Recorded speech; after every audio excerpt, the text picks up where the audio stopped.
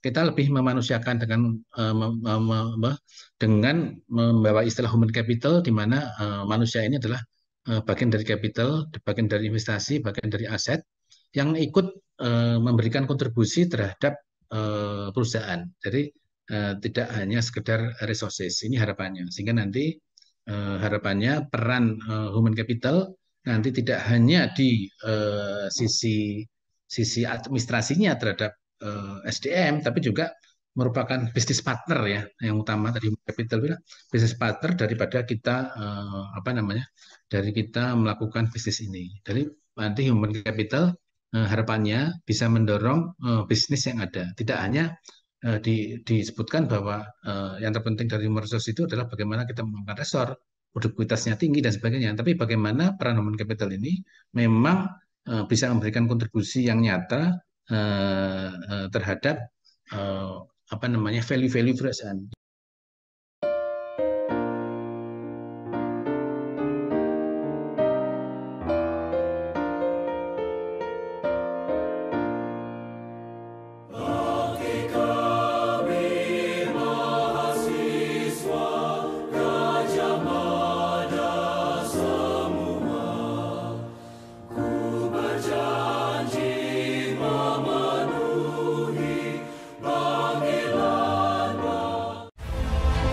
Nama saya Bambang Satono di kanal Inspirasi untuk Bangsa. Ini juga pertama kali nulis IPB sebenarnya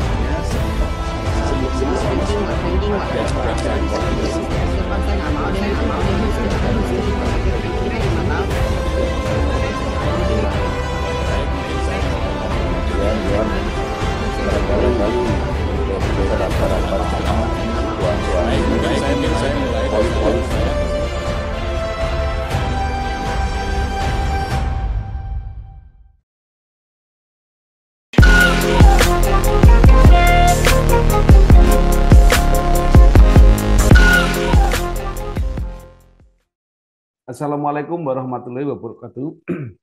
Waalaikumsalam warahmatullahi wabarakatuh. Bersama saya Bambang Satono di kanal Inspirasi untuk Bangsa. Mudah-mudahan kanal ini selalu bisa memberi inspirasi, motivasi, dan edukasi. Kami sedang mempersiapkan beberapa video wawancara untuk ikut memberi makna 73 tahun Universitas Gadjah Mada. Untuk rencana wawancara ini akan kami bukukan, meneruskan buku pertama yang sudah terbit. Hari ini saya sudah bersama dengan salah seorang alumnus Fakultas Teknik Universitas Gadjah Mada, yaitu Bapak Karyawan Aji. Beliau saat ini adalah Direktur Human Capital dan Administrasi di PT PLN Nusantara Power. Apa kabar Pak Aji? Baik, alhamdulillah Pak Bambang. Pak Bambang juga Ya, sehat ya. sehat. Pak Karyawan Aji ini lahir di Yogyakarta 1 Mei 1967. Nah, mungkin Bapak bisa mulai cerita tentang pengalaman ketika kuliah di S1 Teknik Nuklir Universitas Gadjah Mada, lulus 92, kemudian meneruskan di program S2, Master of Engineering di Curtin University, Australia. Kemudian kerja di PT PLN dan pernah menjadi Direktur SDM dan Administrasi di PT PJB yang saat ini menjadi Direktur Human Capital and Administrasi di PT PLN Nusantara Power yang kalau tidak salah ini transformasi dari PT PJB. Silakan, Pak. Ya, baik, terima kasih. Bismillahirrahmanirrahim. Assalamualaikum warahmatullahi wabarakatuh. Selamat pagi Pak Bambang Sadono dan teman-teman semuanya. Baik, saya izin menyampaikan pengalaman saya di UGM. Jadi memang saya sejak SD ya, itu saya sekolahnya di Jogja. Itu SD saya di SD IKIP, kemudian SMP saya itu SMP yang dari Skip ya Pak ya. Kemudian SMP saya SMP 8, kemudian SMA saya SMA 3 Yogyakarta, kemudian masuk di Teknik Nuklir. Tentunya untuk masuk UGM ini merupakan cita-cita saya memang karena memang keluarga besar kami sebagian besar di UGM, bahkan cucu ibu itu semuanya UGM. Dan kebetulan ibu saya itu dilahirkan 19 Desember, pas dengan eh, ininya destinatalisnya UGM, dan cucunya alhamdulillah cucu ibu nggak banyak, cuma 6, dua dua 6 semuanya di UGM. Semua sama mantu-mantunya. Nah, ini anehnya gitu, sama mantunya semua di UGM. Jadi ini merupakan kebahagiaan bagi kami, semua di UGM. Bahkan anak saya kemarin sempat saya paksa untuk masuk di luar UGM, nggak mau juga. Tapi ya, sekarang semua cucu-cucunya alhamdulillah juga masuk UGM. Wah. Jadi memang pengalamannya tentunya saya memilih jurusan teknik nuklir dengan berbagai pertimbangan. Tentunya pertimbangan dengan teknologi, ya, teknologi masa depan untuk pemanfaatan tenaga nuklir, terutama di sisi kelistrikan. Nah, di situ tentunya saya kuliah di sana sejak tahun 86, dan kebetulan saya juga selain saya masuk di sana juga memang saya juga aktif di berbagai macam ini ya, macam organisasi daripada mahasiswa, termasuk di keluarga mahasiswa dan juga di tekniknya maupun di teknik jurusan maupun di tekniknya.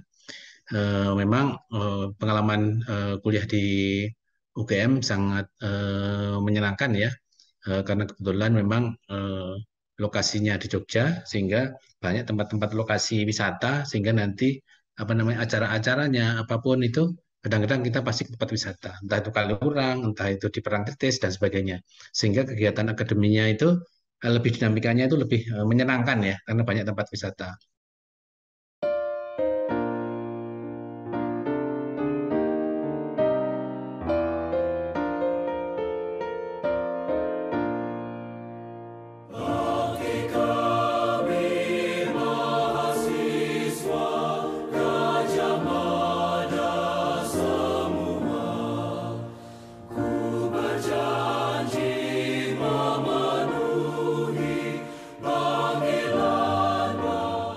Prestasi saya bisa-bisa saja ya, tapi dengan kegiatan ekstrakurikuler, baik itu olahraga, organisasi dan sebagainya, itu saya jadi banyak teman ya, banyak teman dan sebagainya, sehingga dalam pergaulan itu akan menjadi lebih menyenangkan. Itu mungkin apa namanya hal-hal yang memang sejak dini ya, yang harus kita kuatkan untuk adik-adik mahasiswa, termasuk anak saya nih. Anak saya juga kalau dilihat kurikulum vitae-nya itu banyak pengalaman di luar kuliah. Dan ini tentunya akan menambah wawasan networking, tidak hanya materi-materi kuliah saja. Kemudian juga setelah itu saya juga alhamdulillah diterima bekerja di PLN. Sebelumnya saya pernah jadi swasta cuma sebentar ya, tidak sampai 3 bulan. Ada panggilan di PLN, saya masuk dan saya terima. Waktu itu pengalaman saya memang fokusnya di engineering ya, di engineering. Saya di engineering, detail desain saya lakukan pada awal-awal saya masuk, dan juga operasi di PLTU saya masuk juga di sana, sehingga pengalaman saya sebagai awal-awal di PLN itu adalah mengenai engineering, desain sebuah PLTU maupun sistem yang ada di pembangkit ya, terutama di pembangkit. Sebetulnya awal-awal masuk kami diarahkan untuk PLTN, karena waktu itu kita kerjasama dengan KEPCO ya, KEPCO Korea, untuk rencana pembangunan PLTN. Itu awal-awal tahun 96 ya, 96 sampai tahun sebelum Krismon. Nah, begitu Krismon itu meredup lagi sehingga kita semua disebar di seluruh Indonesia. Jadi itu fase transisi yang pertama di PLN ya. Waktu itu proyek-proyek menurun, saya sebagai insan proyek engineering, termasuk saya dipindahkan ke lokasi lain di operasional. Nah, saya juga mempunyai pengalaman operasional dari jualan listrik dari awal sampai mendapatkan rupiah. Nah, rupiah itu saya jalani. Dan ini menambah pengalaman maupun portofolio saya. Portofolio saya. Dan ini terus pengalaman di situ, kemudian saya pengalaman ke proyek lagi tahun 2004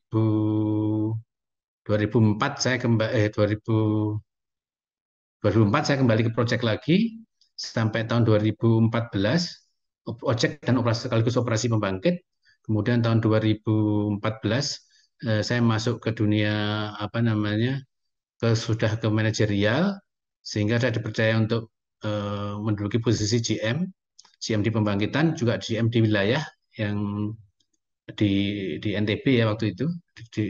Waktu itu GM di UPJB pernah, unit pembangkitan Jawa Bali, kemudian GM di mana di NTB Nusa Tenggara Barat. Terus dari situ, nah ini karena mungkin direksi melihat pengalaman saya bermacam-macam ya, dari mulai dari desain engineering sampai pengelolaan mengelola penjualan tenaga listrik, pembangkitan sampai proyek. Nah, saya ditempatkan di kepala divisi organisasi, pengembangan organisasi.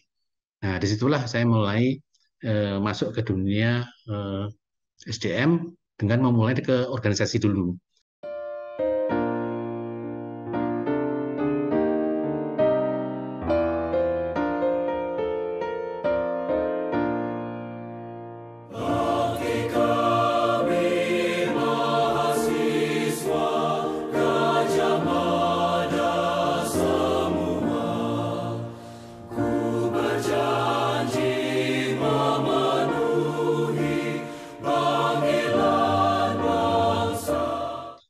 Karena mungkin harapannya dengan pengalaman saya yang cukup variatif, di situ saya bisa mengetahui eh, kerja pola-pola kerja baik itu di proyek, kemudian di operasi pembangkit maupun di operasi distribusi sampai di promosi transmisi. Saya sudah pernah mengalami, sehingga itu mungkin menjadi dasar saya tempatkan di sana orang teknik tapi membawai divisi yang ngurus SDM. Nah, itu terus berlanjut sampai saya di talent development. Ya, memang sejak muda memang saya menyadari memang bahwa SDM ini memang menjadi concern setiap orang ya, setiap jabat manajer, tidak hanya manajer SDM, tapi setiap manajer pasti concern dengan SDM karena ujung-ujungnya leadership adalah kita memimpin suatu tim. Suatu tim tentunya ini tidak hanya di sisi SDM-nya, tapi di semua sisi lini. Tidak harus di SDM, tapi mungkin di teknik, bahkan nanti di research center-nya pun tetap kita ngelola SDM. Nah, itulah titik pentingnya bahwa semua jajaran itu memang harus mengetahui SDM. Karena kesetiaan itulah kemudian saya masuk ke Human Capital Management. Nah, ini kemudian Human Capital Management terus sampai akhirnya saya dipercaya untuk memimpin PJB sebagai Direktur SDM dan Administrasi. Nah, selanjutnya sekarang masa transformasi di mana aset-aset pembangkit yang dipunyai PLN akan diserahkan kepada PJB yang berubah menjadi Nusantara Power. Karena kenapa kok berubah menjadi Nusantara Power? Kalau namanya PJB tidak sesuai lagi. Kalau PJB kan pembangkit Jawa Bali. Padahal kita sudah melakukan operasi dan memiliki aset seluruh Indonesia dari Sabang sampai Merauke. Maka namanya menjadi PLN Nusantara Power. Jadi inilah pengalaman saya berkali-kaliku gitu ya. Nah, ini yang menjadi titik pentingnya adalah di mana saya tempat, saya selalu belajar dan selalu ingin tahunya cukup tinggi ya, sehingga dimanapun saya bisa menikmati apa menjadi penugasan saya. Nah, ini yang apa sehingga agility terhadap pembelajaran maupun agility terhadap position ini menjadi penting di setiap posisi saya. Mungkin itu yang pertama, Bang. Matur nuwun.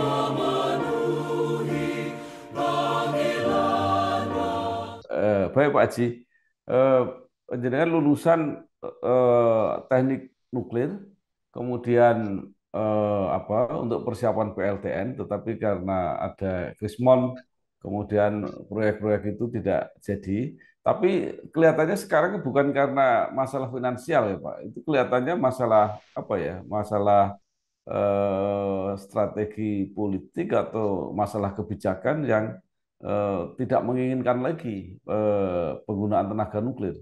Itu seperti apa Pak sekarang keadaannya?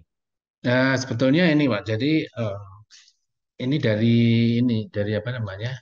dari kebijakan itu memang macam-macam ya, Pak. Terutama dari public acceptance ya, itu memang menjadi poin utama di dalam kita menyiapkan ketenaga nukliran. Tapi itu masih menjadi perjuangan teman-teman kita ya, baik itu di Batan maupun sekarang BRIN untuk mendapatkan itu. Tapi sebetulnya yang terpenting adalah bagaimana negara ini menyiapkan transisi energi, di mana kita memang pada saat awal-awal kita apa namanya eh, sumber utama kita adalah batu bara, karena memang batu bara itu adalah sumber energi lokal yang harus dimanfaatkan sehingga harganya kompetitif, itu yang utama, sehingga nanti mendapatkan harga jual yang baik dan juga akan memberikan nilai positif bagi investasi yang masuk ke Indonesia. Saya kira itu strateginya memang sudah pas ya. Nah, tapi namun demikian, karena sekarang isunya adalah transisi energi, bagaimana nanti negara maupun dalam hal ini didukung oleh PLN untuk mencapai net zero emission, nah, kita perlu strategi-strategi yang yang harus kita bangun. Nah, di dalam net zero emission tersebut, kita sebetulnya ada beberapa skenario. Kita ada 4 skenario nih, Pak. Skenario untuk mencapai itu semua. Yaitu yang pertama adalah renewable only. Jadi kita berpatokan bahwa transisi energi ini kita hanya renewable only, atau berikutnya adalah yang normal. Normal itu kita memanfaatkan masih memanfaatkan batu bara dengan menambahkan CCUS, carbon capture utility dan storage. Jadi bagaimana kita batu bara itu kita tangkap karbonnya, kemudian kemudian kita kita kembalikan ke dalam bumi ataupun kita manfaatkan. Kemudian juga percepatan atau acceleration. Acceleration itu intinya kita masih masih menggunakan masih menggunakan ada PLTU-nya sedikit tapi sudah mengecil, sebagian besar PLTS surya atau renewable, dan juga kita tidak akan membangun pembangkit PLTU lagi. Kemudian juga kita akan memakai hidrogen atau amonia sebagai bahan renewable. Hidrogen bisa diproduksi oleh pembangkit renewable, dan juga amonia kita bisa produksi, dan nanti juga ada interkoneksi yang kita bangun semakin yang ke Jawa dan luar Jawa. Nah ini, kemudian yang alternatif keempat itu disruptif. Itu dengan disruptif itu ada kemungkinan kita masuk nuklir di situ dengan disruptif. Tapi pilihan kita sementara ini adalah accelerated. Jadi kita memanfaatkan interkoneksi, CCUS, dan belum membangun teknologi nuklir. Dan ini sangat dipengaruhi nanti dalam perjalanannya. Pola strategi tadi 4 strategi itu tergantung eksekusi di lapangan, tergantung teknologi yang ada, tergantung pendanaan yang ada, dan sebagainya. Tapi di sini nuklir masih dalam opsi. Demikian Pak Bambang.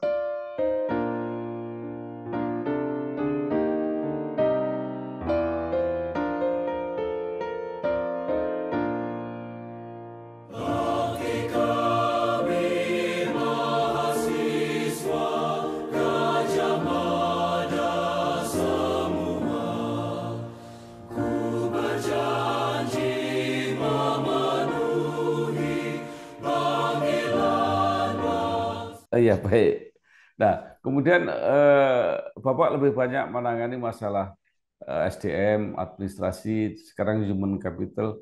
Nah, saya cuma mau tanya sedikit aja. Sekarang semua menggunakan terminologi human capital. Nah, ini sekedar perubahan terminologi atau ada apa, Pak? Ada falsafahnya atau ada misinya di balik istilah itu? Iya. Tentunya harapannya dengan perubahan nomenklatur tersebut, jadi dari human resource menjadi human capital, tentunya harapannya kita merubah mindset kita terhadap manusia. Kalau zaman dulu kita ngomong manusia ini adalah resources ya, sumber daya yang harus dieksploitasi. Nah, ini konotasinya kan negatif. Jadi bagaimana kita memanfaatkan manusia sebanyak-banyaknya. Nah, sekarang kita lebih memanusiakan dengan membawa istilah human capital, di mana manusia ini adalah bagian dari capital, bagian dari investasi, bagian dari aset yang ikut memberikan kontribusi terhadap perusahaan. Jadi tidak hanya sekedar resources. Ini harapannya. Sehingga nanti harapannya peran human capital nanti tidak hanya di sisi administrasinya terhadap SDM, tapi juga merupakan bisnis partner ya, yang utama tadi human capital bilang bisnis partner daripada kita apa namanya, dari kita melakukan bisnis ini. Dari nanti human capital harapannya bisa mendorong bisnis yang ada, tidak hanya disebutkan bahwa yang terpenting dari human resource itu adalah bagaimana kita mengembangkan resor, produktivitasnya tinggi dan sebagainya. Tapi bagaimana peran human capital ini memang bisa memberikan kontribusi yang nyata terhadap apa namanya value-value perusahaan. Jadi harapannya kita nanti dapat memberikan apa namanya, memberikan value creation ya, memberikan value creation dan juga kita mengedepankan daripada human experience kita. Nah ini yang menjadi sentralnya di era digital sekarang ini, bagaimana human experience itu dapat memberikan value creation pada perusahaan, nah tentunya dalam hal peningkatan capital, human capital.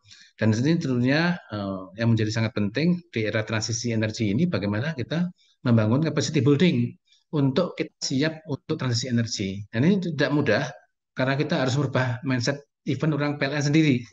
Karena tentunya kita sudah comfort ya dengan energi fosil ya. Begitu kita suruh berubah, waduh aku gimana nih ke depan saya nih. Saya nggak ada pekerjaan dan sebagainya. Nah ini yang apa menjadi poin-poin kita dengan PLN Holding bersama-sama mengkonsolidasikan bagaimana kita membangun human capital untuk siap menuju transisi energi ke depan. Demikian, Pak. Ya, baik. Nah, berikutnya adalah ketika pembentukan subholding itu selain ada PLN Nusantara Power, juga ada PLN Indonesia Power. Nah, itu apakah beda subholdingnya atau sama-sama subholding pembangkit atau seperti apa pembagiannya, Pak? Eh, ini saudara kembar sebetulnya, Pak. Saudara kembar sama persis. Jadi memang saking besarnya pembangkitan di di PLN ini kalau dibandingkan negara-negara lain, sehingga akhirnya apa namanya pemegang saham kita memutuskan memang tetap ada dua itu, karena memang dengan dua itu pun, ini sebagai informasi, itu sudah terbesar di Asia Tenggara dengan kapasitasnya, dengan TNP, dengan EGAT kita jauh lebih besar karena memang negara kita sangat besar ya, sehingga nanti memang dengan pengelolaan yang sangat besar ini perlu terbagi, bahkan terbaginya tidak hanya dengan Indonesia Power, dengan Nusantara Power, tapi juga dengan IPP karena menyangkut tadi tentunya pendanaan, kemudian menyangkut skalanya, terus kemudian juga nanti competitiveness daripada market power nanti ke depan. Nah, harapannya akan semakin kompetitif sehingga nanti kalau satu sumber saja nanti tidak kompetitif gitu Pak ya. Karena nanti kita akan tentunya dengan adanya apa namanya beberapa sumber ini kita tahu mana perusahaan-perusahaan yang apa namanya yang memproduksi lebih efisien, lebih bagus, lebih andal sehingga itu nanti menjadi persaingan yang sehat lah dalam membangun bisnis pembangkitan.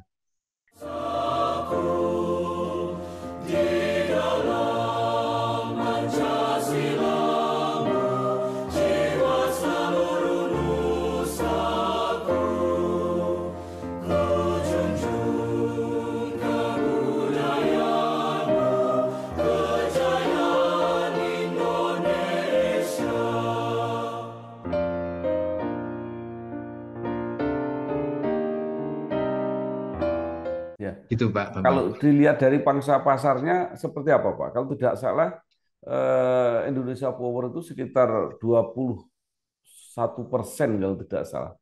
Nah ini dari apa namanya, dari ini yang saya punya sekarang, ini ke depannya memang nanti kita berimbang sebetulnya Pak. Kita berimbang dengan IP dan PJB itu berimbang. Jadi angkanya mungkin 50-50 lah Pak.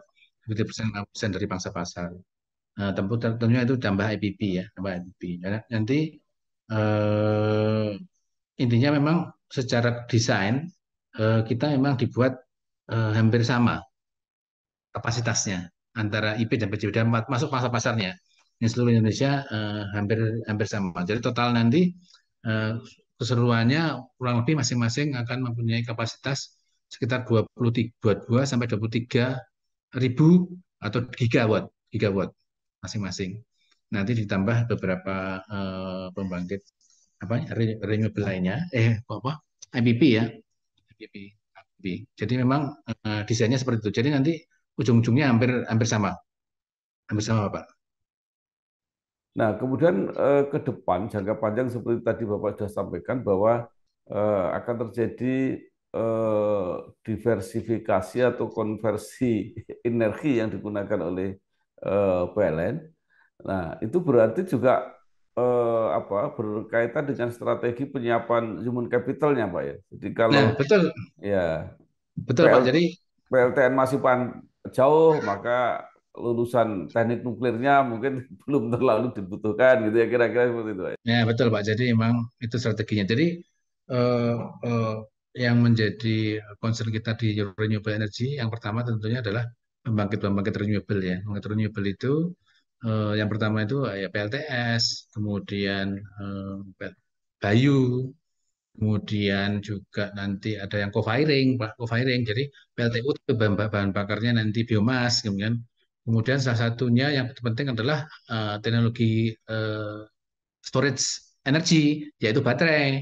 Karena kalau kita ngomong renewable pasti harus ada baterai. Nah, itu juga ilmu-ilmu baru. Terus kemudian juga nanti ada ilmu apa namanya smart grid. Smart grid yang kita dulunya gridnya terpusat, sekarang ada smart grid yang nanti fokusnya mungkin desentralisasi ya, tidak sentralisasi, desentralisasi. Nah ini yang menjadi ilmu-ilmu baru yang harus kita dapatkan. Sementara kalau ilmu-ilmu fosil kan sangat beda sekali ya, sangat beda sekali. Ada pengoperasian. Mungkin pengoperasiannya mungkin lebih sederhana, tapi secara responsifnya, apa namanya, fleksibilitinya menjadi lebih apa berat. Nah ini ya, jadi karena kalau pembangkit-pembangkit pembangkit ini kan intermittent Pak. Kalau pembangkit-pembangkit renewable kan intermittent, jadi naik turunnya itu sangat tergantung sangat cuaca dan sebagainya macam alam dan sebagainya. Kalau pembangkit yang seperti PLTU kan stabil terus ya, yang dipantang gitu. Jadi gas turbin dan sebagainya itu lebih operasionnya secara sistem akan lebih mudah. Dan begitu kita masuk renewable itu menjadi tantangan tersendiri. Nah itu ilmunya di situ. Ilmu supply and demand kemudian ini menjadi suatu tantangan dan bagaimana kita mengonekkan hubungan antara cuaca dengan sistem di grid. Nah, ini menarik juga. Nah, ini sesuatu ilmu yang baru. Terus nanti juga selain ilmu-ilmu itu Oh, nanti juga ilmu hidrogen, Pak, karena renewable kita yang besar itu berpotensi untuk memproduksi hidrogen. Sebagai contoh PLTA. PLTA yang mungkin yang ada di ujung-ujung itu, Pak. Misalnya di Kalimantan yang pembangkit yang demandnya itu kecil, tapi bisa kita membuat pabrik hidrogen itu sangat potensial lagi karena hidrogennya bisa diekspor ke Jawa dimanapun bahkan nanti kok ekspor ke luar negeri pun bisa sehingga untuk bisa bentuk bahan bakar. Nah ini suatu tantangan menarik bagi kita semua, terutama mungkin di Papua ya. Papua itu komposisi sangat besar lagi itu di Membramu itu, nah itu bisa juga nanti kita bikin seperti itu. Nah ini ilmu-ilmunya ilmu baru, semua ilmu baru, tantangannya cukup cukup baru.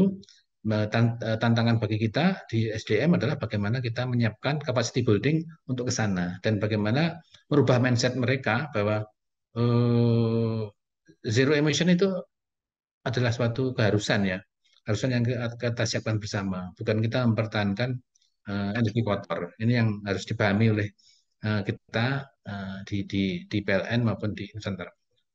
Demikian Pak.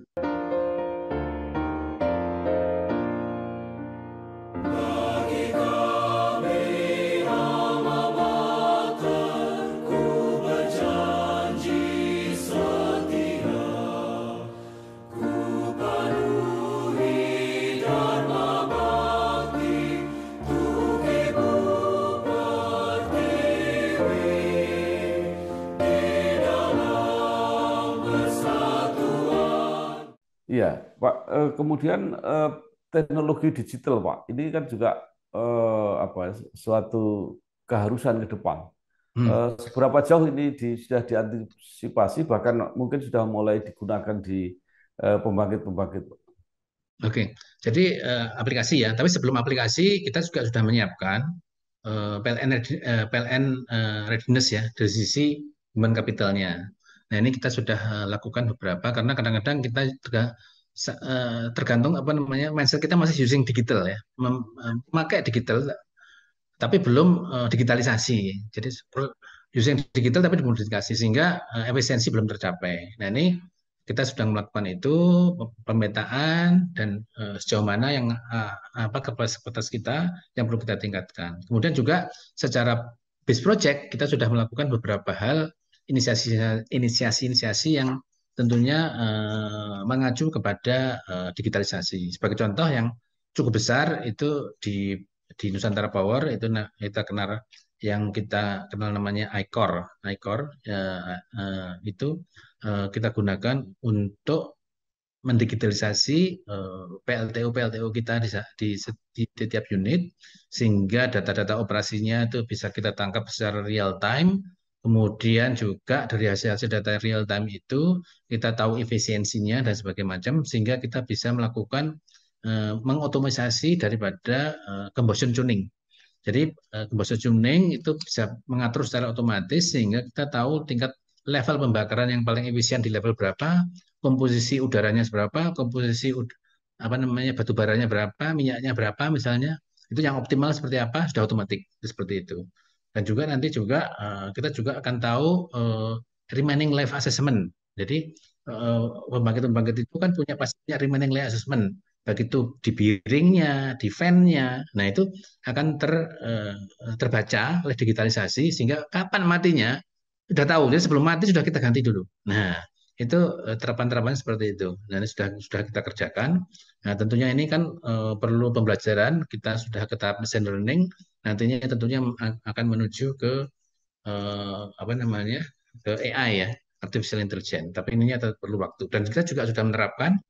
Alhamdulillah di Nusantara Power kita sudah meremot Pak, meremot ini masih using digital ya, tapi sudah bagus lah. Kita sudah meremot 17 turbin PLTA Pak yang ada di Jawa Timur. Jadi kontrolnya hanya ada di operatornya hanya ada di Berantas Pak, Berantas di Sutami. Nah, kalau Pak Perso itu Bendungan Sutami kita punya control room yang mengoperasikan oh, 17 ya, 17 turbine generator secara paralel. Nah, nanti juga akan kita tingkatkan nanti PLTS untuk bisa mengoperasikan PLTS dari situ. Nah, ini termasuk nanti digitalisasi tidak hanya di situ, digitalisasi di apa namanya di sisi SDM kita sudah beberapa aplikasi yang kita gunakan, terus juga nanti aplikasi yang ada di apa di keselamatan kerja. Dan di keselamatan kerja kita juga sudah mempunyai yang namanya apa dan juga kita sudah punya smart cam yang bisa mendeteksi near miss accident. Nah, itu bisa kita deteksi. Jadi sebelum kecelakaan, kira-kira kondisi apa yang berbahaya itu bisa mendeteksi secara kamera ya, kemudian menginformasikan kita untuk mencegah terjadinya peristiwa kecelakaan kerja. Nah ini yang sudah masuk di security system. Nah ini kita sudah terapkan sehingga security system kita akan tahu siapa orang di dalamnya itu. Kalau ada intruder masuk juga akan tahu siapa orangnya. Nah itu semuanya sudah berbasis face recognition.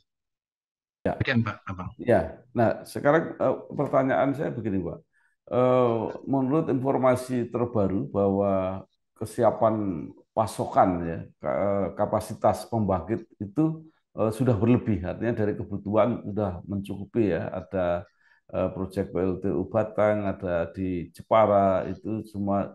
Nah, pertanyaannya Pak, kenapa secara setempat-setempat masih sering terjadi apa putus apa itu kematian listrik itu Pak?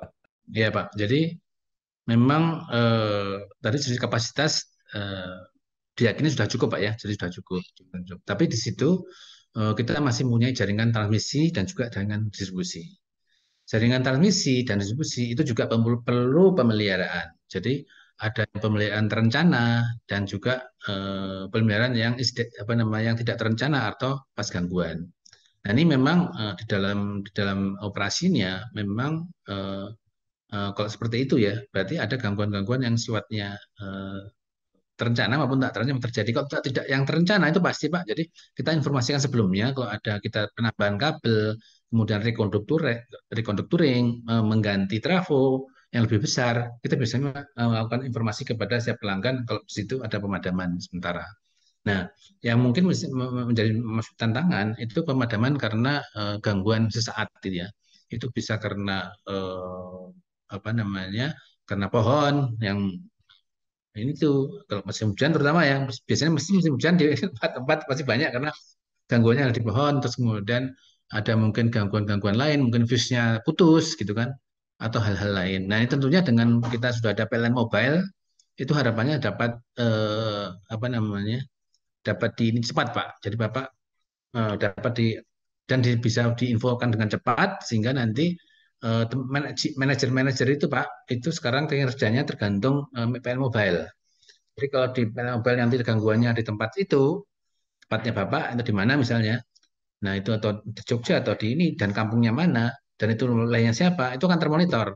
Kalau itu nggak direspon, menjadi wilayah kerjanya akan jelek, KPI-nya jelek. Nah, ini suatu terobosan bagi kita, Pak. Sebelumnya mobile-mobile terputus ya, tidak saling koneksi dengan unit, sekarang sudah. Jadi sehingga direksi maupun kepala divisi atau apapun bisa ngecek kinerja daripada wilayah-wilayah tersebut yang mengalami gangguan. Tapi saya yakin itu akan terus membaik, insya Allah.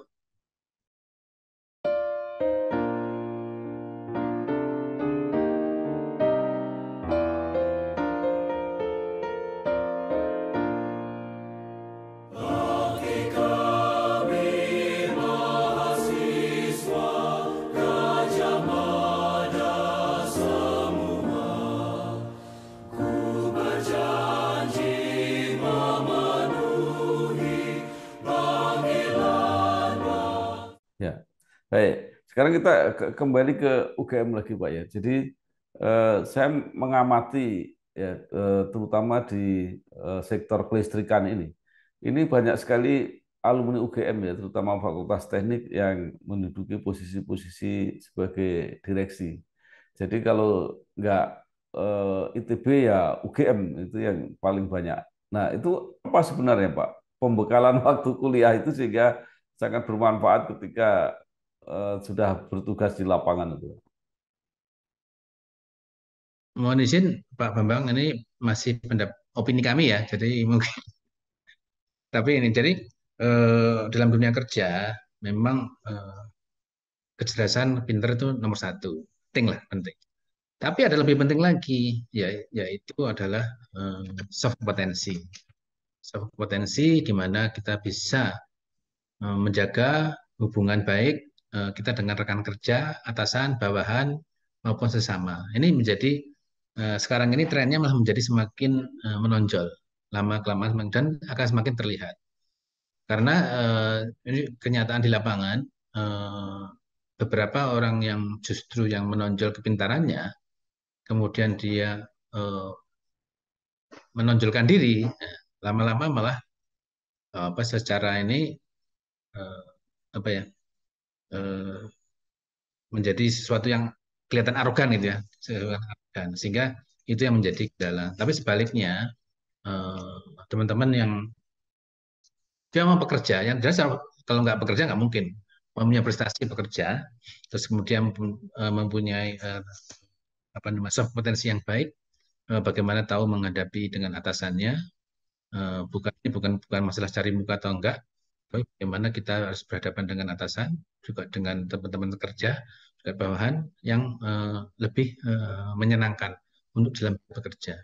Nah ini saya kira sangat penting sekali, karena kita dalam pekerjaan ini harus saling menghormati ya, tidak boleh menyalahkan, saling menghormati, menghargai setiap apa yang dibicarakan maupun didiskusikan, tidak boleh apa namanya, tidak melakukan hal-hal yang negatif lah, tidak meremehkan dan sebagainya, itu merupakan satu kunci. Nah, teman-teman UGM kebetulan nih, kebanyakan teman-teman kan low profile gitu ya, low profile dan apa yang cenderung di ini kan oleh atasan itu dikerjakan dengan baik oleh rekan-rekan yang ada di UGM. Sedikit yang ngayalan lah gitu loh Pak. Sedikit yang ngayalan. Tapi ini bukan berarti manutan. Terus kemudian dalam hal-hal tertentu bisa memberikan apa ya, memberikan motivasi, bisa memberikan nilai tambah terhadap suatu perusahaan yang ada. Jadi lebihnya di situ. Jadi saya lihat teman-teman, tapi memang semua adalah positif negatifnya. Artinya memang kalau kita kalau teman-teman UGM saya lihat itu banyak kan lurus ya, lurus artinya berpolitiknya tidak terlalu banyak gitu lah, bermain politiknya tidak banyak, tapi hubungan ininya yang paling baik, itu hubungan antar manusia yang baik. Jadi itu yang jadi mungkin mungkin itu. Tapi setelah saya melihat ke depan, ini harus kita tingkatkan, Pak. Menurut saya, UGM sudah cukup bagus, tapi bagaimana hubungan yang lebih tinggi lagi, high level. Nah, ini kita masih agak kurang. Nah, high level ini ternyata ujung-ujungnya kita nggak bisa berbuat apa-apa kalau kita high level kita nggak punya hubungan. Nah, ini menjadi jadi memang ada sebagian teman-teman UGM, tapi memang tidak banyak ya dibandingkan teman-teman lain dari saya mungkin nggak usah sebutkan ya teman-teman ini. Nah, ini high level apa namanya intimate ini yang eh, perlu kita bangun bersama. Saya juga lagi belajar ya Pak bagaimana high level intimate terjadi. Tapi saya lihat Pak ini masukan untuk kita juga yang kita namanya ngobrol-ngobrol sini. High level intimate itu kebanyakan dapat dicapai memang oleh orang-orang yang eh, eh, market, Pak, orang market, orang pasar. Jadi bukan orang-orang yang ada di perusahaan, sangat jarang. Tapi orang-orang yang memang mempunyai, ada juga, tapi sangat jarang lah, tadi saya sampaikan ya. Orang-orang yang memang berkecimpung di dalam eh, dunia apa ya, dunia eksternal ya, dunia-dunia bukan politik juga sih, tapi ya yang eh, yang sifatnya keluar lah Pak, yang keluar.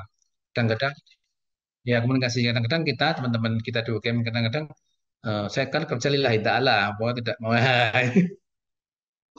Nah ini, tapi ternyata memang kerja tidak cukup itu, kita harus berani berisiko ya, berani berisiko ke depan seperti apa dan bagaimana kita menghadapi teman-teman itu karena tidak kadang-kadang kita kadang-kadang kita juga tidak boleh suuzon ya, kita harus husnuzon. Kadang-kadang kita masih ada kita oh kalau ini apa namanya seuzonnya masih ada. Nah ini mungkin harus kita hilangkan.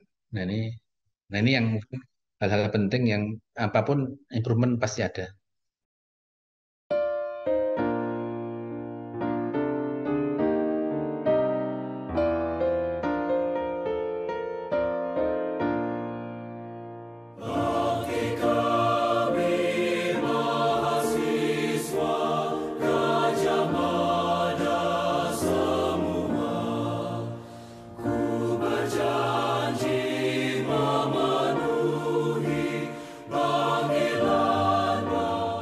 Baik, Pak. Terakhir, mungkin Bapak karena menghadapi masalah-masalah di lapangan seperti itu, apa yang disarankan untuk disiapkan di kampus bagi mereka yang sedang belajar sekarang? Nah ini Pak. Jadi kemarin saya juga udah diskusi-diskusi sama beberapa direksi ya. Tidak, ini masalahnya sebenarnya tidak hanya di eh, di di masalah di UGM atau besok di PLN itu masih ya, sebagian besar masih. Karena bagaimana kita eh, eh, ternyata memang diperlukan orang yang adaptable yang bisa berkomunikasi dengan berbagai jalur. Baik itu jalur politik, jalur jalur birokratis dan sebagainya itu luas gitu kan. Luas. Istilahnya apa ya orang luas itu. Nah, itu yang harus kita bangun. Nah, itu harapannya itu kalau saya lihat di bawah dengan teman-teman saya dulu, Pak, kalau teman-temannya cenderung kutu buku itu nggak bisa. Nanti harus orang yang sukanya dolan itu loh, Pak. Dolan tapi pinteran itu. Jadi bagaimana kita membangun kalau saya lihat sudah ada beda sih, Bapak. Saya boleh jujur ya. Anak saya kan di sana juga. Jadi anak saya sudah mulai diajari untuk melakukan hubungan-hubungan di luar kampus gitu kan dengan beberapa pihak gitu kan. Beberapa pihak termasuk dengan perbankan, ini sudah masuk dengan ini, sehingga menambah ini. Nah, juga eh, yang mungkin yang kita perlukan juga yang bagaimana teman-teman ini KKN sudah ada, tapi bagaimana KKN ini kita berhadapan dengan eh, ya sektor-sektor yang informal. Nah, sektor yang informal tidak harus formal. Kita kan hubungan dengan Pak Dukuh, Pak ini. Bagaimana kita membangun komunikasi itu informal. Informal maksudnya nanti dengan pemuda kampung misalnya. Dengan pemuda kampung itu ada apa ya? Dengan perkumpulan-perkumpulan sepak bola. Justru yang seperti itu mungkin yang malah justru bisa menumbuhkan eh, pergaulan networking yang lebih luas dibanding pergaulan-pergaulan formal. Nah, itu mungkin yang apa namanya, salah satu ini kita ya, bagaimana kita bisa mendorong adik-adik kita itu melakukan komunikasi informal. Kadang-kadang dulu kita zaman dulu itu kalau saya ngobrol sama orang-orang di warungan itu kan dianggap nakal itu kan. Nah, itu mungkin jadi persoalan problem juga.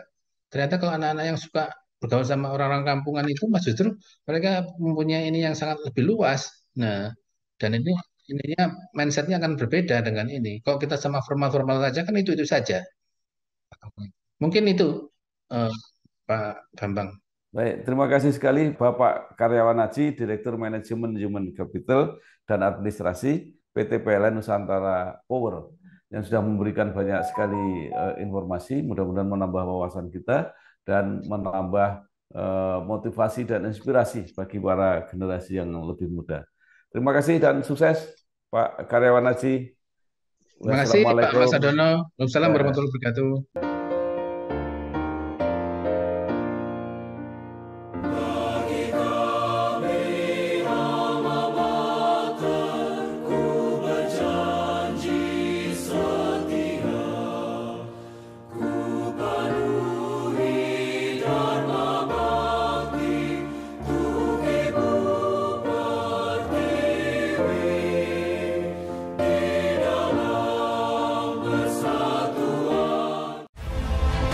Nama saya Bambang Sadono di kanal Inspirasi untuk Bangsa. Ini juga pertama kali Indonesia PD sebenarnya